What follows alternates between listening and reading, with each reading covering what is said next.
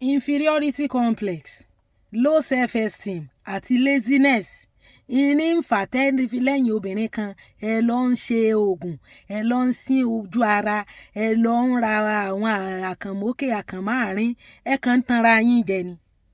Nǹkan tí personality ẹ ò bá ti lè gbà fún ẹ is not meant for you.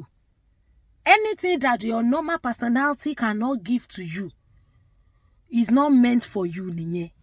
Ntó o bá ti nílò láti lọ lo oògùn láti gbà is not for you. Every charm has expiry date. Kò ń ṣe gbogbo ọkùnrin lògùn lè mú. Go and work on yourself and be humble. Àbí òye tó bá jẹ́ ẹni tó ní value and you are the kind of woman tókùnrin yẹn fẹ́ràn tó fẹ́ tó máa ń fẹ́ràn the ọkùnrin will fẹ́ràn you. Gbogbo àwọn tó ń ta oògùn fún yín many of them are single mothers. All the vendors tán bá yín sí gbá sí àwò sí kòkò bàbá sásùn single mother ni wọ́n. If their charm works, why are they single? Then gbogbo sínkùsín tẹ́ńsín ṣe rí if you are not the kind of woman tọkùnrin máa ń fẹ́ ó kàn máa tán rẹ jẹ ni. Àwọn ọkùnrin míì wà tó ṣe pé ni ó bá rí bí mi ni wọn kì í láìkì kóbìnrin máa dúdú èèyàn tó pupa ni wọ́n máa ń láìkì. So tó bá wá dúdú tó lọ sínra fúnrú ọkùnrin yẹn ó kàn bá yé ara ẹ jẹ́ ni. Àwọn ọkùnrin míì wà tó ṣe pé wọn kì í láìkì èèyàn tó bá pupa. Àbí òye ọba yìí ní ìsìn tó bá wá pupa tó lọ ń ra àkànmáàrín àkànmókè ó kàn ń darí ẹ láàmú ni. Ìtàkùtà làwọn pípù yẹn ń tà fún yín wọ́n ń ba ayé yín jẹ́ ni. Àwọn abẹ́ tán bá yín sí ń tán fi sí abẹ́ fún yín ṣé wọ́n sterilize ẹ̀. Ọṣẹ irọ́ tán ní kẹ́ ẹ mọ́ fi fojú ara àwọn natural flora àwọn bacteria ojú ara is a home of hundreds of bacteria that is meant for protection. Ṣọlọ́run ní kó wà níbẹ̀ á lè máa dáàbò bo ara yẹn so that infection á sá lọ. Àwọn bacteria yẹn náà máa tiẹ̀ kọ́kọ́ fight infection yẹn just like bí immune system ṣe ń fight infection fún ara. Now ńgbà tó bá ti fọṣẹ fọ gbogbo àwọn flora yẹn àwọn microbial load àwọn bacteria yẹn tó ti fọ̀ wọ́n dànù you expose yourself to infection. Ìwọ tán sín gbẹ́rẹ́ fún ṣó ti lọ ṣe test ṣó ní diabetes torí tó bá ní diabetes tó bá mégbò egbò yẹn ó máa jẹrà títí kò lè heal up. Ọ̀rọ̀ mi ò yé ẹbẹ́ yẹn. Now gbogbo àwọn ìfúnkúfún tán fún yín kẹ́ ẹ mọ́ kó sí ara yín you are exposing yourself the more you have infection. All those things don't work. Ìwọ ni kó lọ work on yourself as a woman. Anything tí personality ẹ ò bá ti gbà fún ẹ àwọn tán ní low self esteem tí ìgbéraga ti ba ayé wọn jẹ́ tí arrogant ti mú wọn lose place nínú ọkàn ọkọ wọn tán rí wípé personality àwọn ò wúlò mọ́ àwọn náà máa ń go the negative way. Even kójú ọkùnrin lórí wípé òun ò lówó lọ́wọ́ òun ò ní nǹkan kan tó ń lè fi ṣọkọ obìnrin á wá dàsá gidi á wá máa lò gbójú. Àwọn èèyàn dẹ̀ ti mọ̀ pé gbójú ló ń lò. So gbogbo ẹ̀yin tẹ́ lọ ń lo charm yẹn ẹ ti mọ̀ pé personality yín ẹ̀ ní value ni. Bẹ́ẹ̀ ni if you are a virtuous woman tó dẹ̀ ní value tí wọ́n náà ní grace tó carry. There are a lot of women in this world tó jẹ́ pé anywhere they are you cannot ignore them. They might not be educated though. They might not even have money. But wọ́n ní value kan tó jẹ́ pé àpótí ajé náà jẹ́ nínú ayé ọkùnrin yẹn. Yeah. Àwọn yẹn ò ní di charm òfò kankan gbogbo àkànmókè àkànmáàrín kò sí nǹkan kan tó ń jẹ́ kayamata ń bì kankan the real kayamata is your mind. Ọkùnrin tó rí nírí ọkọ mọ́ tó ti rí fín tó ti rí nírí pé ṣe ló ń ṣe ń favour tó ló fẹ́ bá ẹ sùn kò sí bára ẹ ṣe fẹ́ receive irú okòrú ọkùnrin yẹn. Kaya means load mata means wife in Hausa kayamata means the load of a wife ẹrù ìyàwó. You understand? Gbogbo àwọn tán náà ń kójọ tán fi ń ṣe yẹn kíní tó jẹ́ pé tẹ́ bá mu yogurt tẹ́ bá jẹ àwọn nǹkan tó jẹ́ pé ó máa help flora ojú ara ó máa help fluid òbò ara yín á tutù.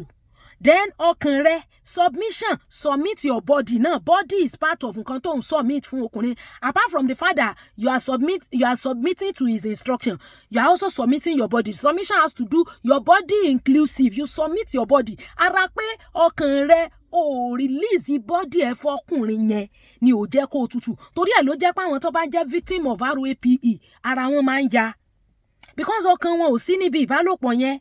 So signal tó yẹ kí hormones ara wọn send lọ sí brain láti lọ mú kójú ara wọn tutù signal yẹn ò send the ara is dried unfortunately they were forced and wọ́n sustain injury but tó bá jẹ́ normal ìbálòpọ̀ tó ṣe pẹ̀lú ọkọ ẹ, your body is relaxed naturally.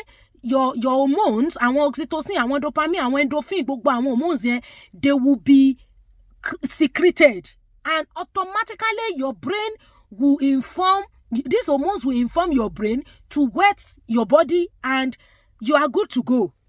Kò sádòdùn bí kankan. Ṣó ti gbọ́? Gbogbo ohun tó mú kó dùn lọ́lọ́run ti dá sí ara obìnrin àti ọkùnrin. Kò sí àdódùn tó máa mú dídódùn is in your body as a woman, is in the body of the man as a man. Gbogbo àwọn tó náà ń pògbẹ́ igbá pògbẹ́ àwo pọ̀ mọ́ nǹkan fún yín yìí, wọ́n ba ayé yín jẹ́ ni. Ó máa ní infection.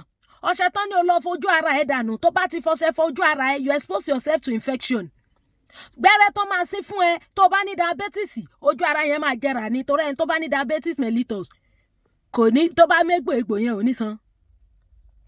Ọ̀rọ̀ mi ò yé ẹ. Àwọn blade tó ń lò fún yín, ṣọ́n sterilize àwọn blade wọ̀nyẹn. Àbí kò yé ẹ? Mélòó nú àwọn tó ń fún yín ní kayamata yìí, mélòó nú wọn ló lọ́kàn lé? If the manta kaya àbí kílẹ̀ ń sọ, tó bá jẹ́ òun ló máa kan, kò sákàn mọ́lẹ̀ kankan. Ìwà lọ́ba àwúre. Tó bá ń gbéraga sọ́kùnrin, o ò lè rọ́kùnrin yẹn ò lè dúró tì ẹ́. Ta ló mọ Esther? Ta ló mọ òkòló rẹ̀ lọ́yọ̀ọ́ tẹ́lẹ̀tẹ́lẹ̀? Ṣé bí nítorí wípé fásitì ṣìṣe, ó ní Esther ṣe ráyè wọlé? Bẹ́ẹ̀ni. And there are memukines of our time. Memukine, òun ni chiefu tó jẹ́ òun ni abẹnugan ní ọjọ́ tí ọ̀rọ̀ yẹn ṣẹlẹ̀. He was the one that said, no, the queen has disrespected the king. And kí ni nǹkan tó ń kọ́ àwọn ìyàwó àwọn ìjòyè, àwọn ìyàwó àwọn náà máa ra wọn fín. And we still have such people in the society. When they sit on your matter, you are gone. Even the king could not say no. And Vashti has forgotten that she was a queen because she got married to a king. Torí pé ó fẹ́ ọba ló ṣe jẹ́ olórí. Kò gbé title queen yẹn wá láti ilé wọn sà. She forgot, and she was beautiful. Beauty ẹ̀yẹn sà, òun ni ọba ní kó wá showcase. Tó ṣe rẹwà tó, ìgbéraga ló bá yé ẹ̀jẹ̀. That is the situation of a lot of women today. Now pride spoils the life of some women. Ọ̀rọ̀ mi ò yé yín. So memukine ló ran ṣan pé àwọn wà ẹlòmíì fún ọba ni, nítorí Vashti ó ti misbehave, therefore àwọn ò fẹ́ mọ́. Eré ni àwàdà ni. Esther ó ní búùkù nínú scripture of Esther. Àgbọ́rú Vashti mọ́ láyé ìgbà yẹn. So àkànmọ́lẹ̀ kankan ò lè ṣiṣẹ́. Kàn sí kayamata kankan tó ń ṣiṣẹ́. Believe in God.